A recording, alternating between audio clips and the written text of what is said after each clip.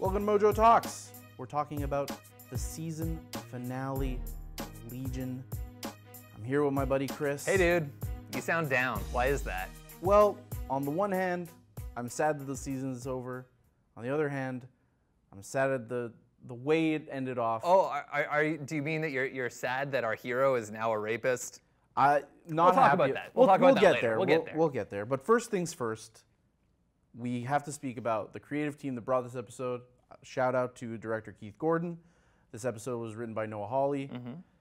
And let's just get into it, man. I mean, the episode started off great. Yeah, totally. Like one of the best visual sequences that I've seen on this show so far. Yep, David is lip syncing along to the Who song, Behind Blue Eyes, or the Limp Bizkit song, depending on your perspective. I guess. Yeah, I guess so.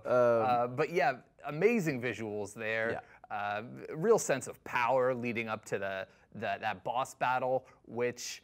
The animation of which was awesome. I loved it. It was sort of a callback to, you know, the Professor X Farooq battle. Chalkboard. Yeah, that chalkboard feeling. Awesome visuals. Felt very much in how they've established boss battles so far, or like psychic battles so far in the show. Yeah, to everyone who's been eagerly awaiting the boss battle and complaining about it, I mean, number one, very patient. Good for you. Couldn't imagine. And number two, you got it. I mean, you got to be pretty satisfied with right at the start of the episode. Yeah, that was great. That was my thought too. It's like, oh wow, they're delivering on the camp of people who were in this for the boss battle. Yeah, and they got what they wanted. Right after that, it was one of my favorite moments. Actually, was of the episode was Sid confronting David with the revelation to him that he just might be the one that ends the world. Right? Yeah. That maybe the problem is him. And I thought. Dan Stevens' performance of this was beautiful, like the disbelief, the pain. There's so many layers happening in there, and it was touching to see them all play out there.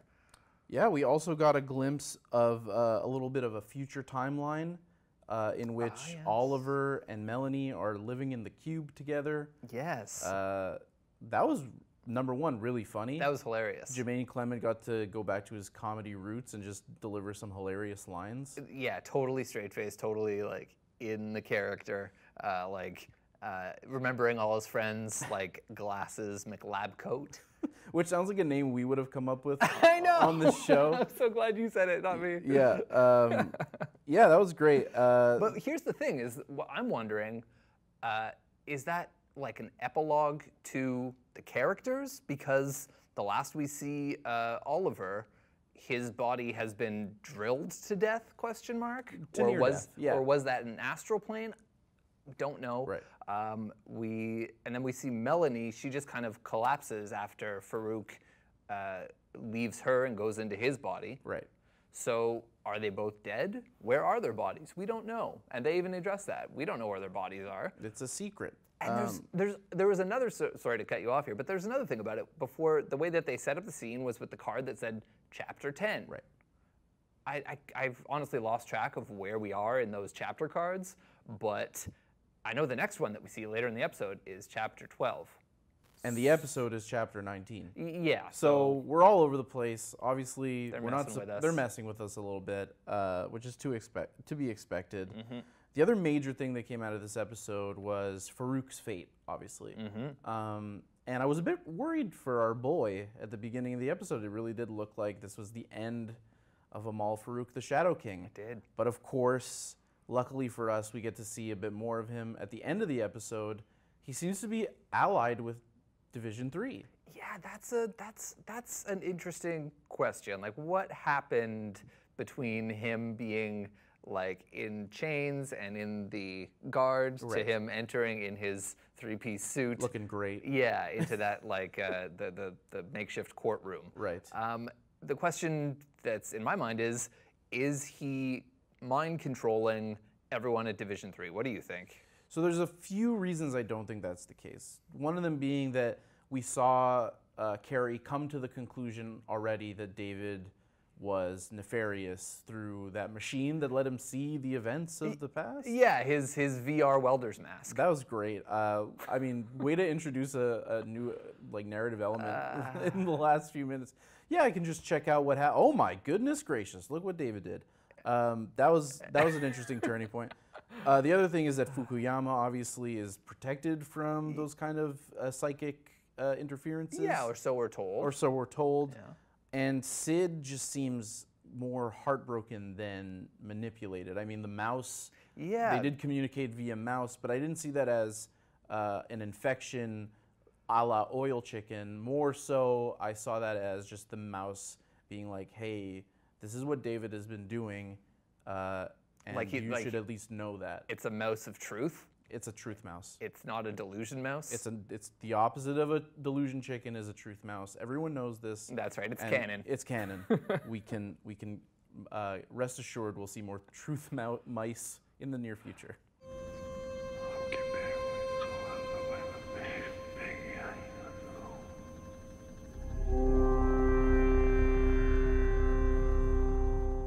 So we teased it a little bit earlier, but I think we should really take the time to talk about it, talk through it.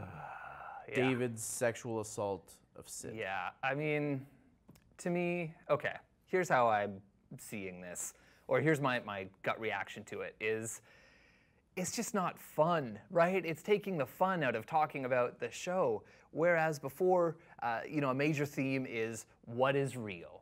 How can we trust our senses? How can we trust what we know? If everyone says something is one way, is the one person who sees the truth crazy? Don't know. And the embodiment of that has been our hero, David, who everyone says is crazy. He's schizophrenic. He's painted with all the stigmas that comes along with that. But in reality, he's superpowered. He's a superhero. And love unlocks that key, unlocks the truth. And that's a fun place to play, right? Superpowers, mutants, fantasy. But now the hero is set up as everyone thinks you're a rapist. We kind of do too. There will be people who argue it's a gray area, but we kind of think you're a rapist too. But he thinks he's in love, and he's done it all for love. I mean, it's not fun. It's gone from fantasy to real life darkness to contemporary, timely discussions that are in the news. What do you think, man? I just want to clarify. I don't think either of us are saying that this is the subject matter that can't be talked about in fiction whatsoever. I think it's really a question of the show as it exists so far has been about fantasy and psychology and philosophy. Yeah. Basically, it's been these really high concepts talked about in like a super fun, super powered way. And we were talking a little bit before about like season 1 is about this guy who thinks he's crazy but learns he's actually special and super powered. And that this season seemed to be going in the opposite direction. This is a guy who thinks he's the hero of the story, but he's actually delusional and could in fact be the villain of the story. And a cool way for the direction of season 3 would be, how do those two things coexist? And Sid basically says it, like, you're both. We thought you were crazy, we thought you were a hero, you're both. You're a superpowered crazy person, which is basically what Legion is in the comics. Yeah, right? I loved that moment. Like, I love the any moment they've had that's like a nod towards the source material, or you can see the source material's like direct impact on it. Is really fun. Yeah, I just feel like this was a turn that I don't trust the show with. And it's not that I don't trust the creators with it. I think Noah Hawley is a brilliant writer and a capable writer. It's just that I don't know that this show can go any direction with this that will feel satisfying. And any kind of redemption or lack thereof that David gets in the next season will have to directly deal with the consequences of this major thing. This major betrayal of both Sid and the audience. You drugged me and had sex with me. No, that's not.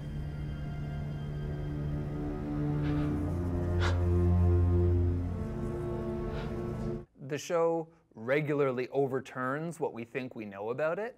Which is, it's what the show does. You know, if you don't like it, get off the ride. But it hasn't just overturned it here. It's poisoned it. I agree. And I don't trust that there's a cure for it, or that they have a cure. It's a dark moment in Legion fandom. I'm really curious to see what the reaction to this will be, both from fans and just from onlookers who care about television, who maybe haven't been keeping up with the season but will eventually binge it. And I just feel like this is something that people were going to be talking about, and I'm curious to see what that conversation is going to look like. I am a good person. I deserve love.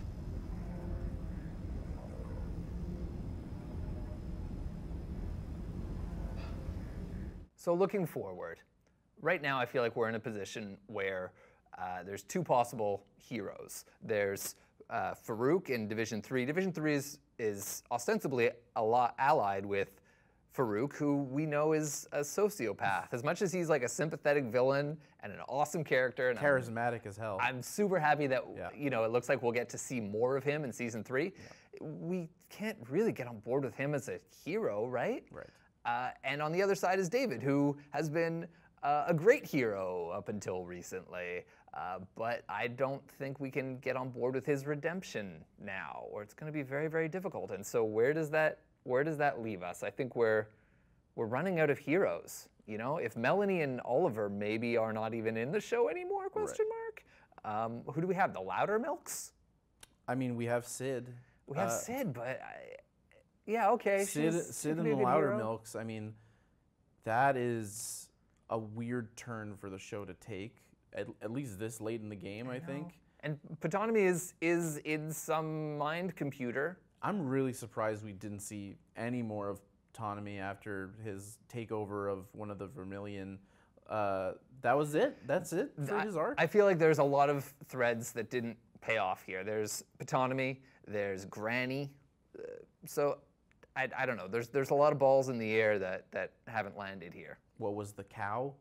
What was the cow? And the Minotaur. The Minotaur got killed off screen. Yeah, that was kind of weak. Yeah, I don't know, man. This show is, and I think this is actually one of the reasons that I'm sticking with the show. Right. Is because the show doesn't play by regular narrative conventions. No, it throws the rule book out. It really does, and sometimes it works. Sometimes the hero becomes a rapist. But what do you think? Are you gonna stick with it, and what do you expect next season? I'm certainly gonna stick with it, mainly because, like you said, I think this show zigs where other shows zag. It zigs where other shows go straight. Yeah, basically, yeah. Other shows shy away from jumping the shark, and this show is basically a track made of sharks for just like a motorcycle jump over 30 sharks, basically, is this show. It just keeps going all over the place. Okay. I'm okay with that. I think that's intrinsically interesting. I think that has value in and of itself. I agree. But yeah, I'm in. I'm still in, but I'm very precautious. I'm what careful. I want to know is what our audience thinks, because, and tell us in the comments. We've had great conversations in the comments. People are leaving like great theories. I want to know: are you in or are you out for the next season? Is it still going to be fun for you to watch episodes like this, or what? And just like in general, what were your thoughts about the season? What did you guys think? Was there things unanswered questions that you're begging to figure out what happened to the cow? I know I am. And will season 3 be the last season? Do you think they'll plan it out to be like, boom, the finale season? I think they will. I think so too. I think it's smart. Yeah, at this point, I don't know how much further along you can go. That remains to be seen, obviously. But I think you're right. I think season 3, unless there's like a huge jump in viewership numbers, I think season 3 will be the end of the story. Speaking of jumping, do you feel like, whereas season finales are supposed to end on cliffhangers, this might have ended on a cliff jump? Yes. I know exactly what you mean. This kind of just, and I get the idea that all the episode titles are chapter descriptions, so it's like less like seasons and more just like one long story. This didn't feel like a finale. It felt like just the end of an act. What do we do now? Now we pray.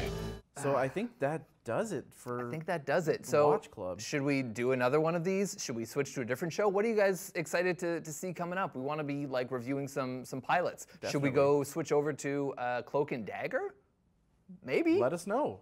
We're always looking for new shows to watch, so if you have any recommendations, shows that you want us to cover, please let us know. Thank you so much for joining us on this wild ride. It's been a wild 11, not 10, but 11 episodes. A wild 11 episodes. Guys, subscribe to MojoTalks. You can find out all the great new content coming down the pipe if you ring that bell. You can check out the other Watch Club series where Matt and Phoebe are reviewing Westworld every Monday. And it's the final wrap-up. I think that does it for us, guys. So thank you so much. Take care. Thanks for coming.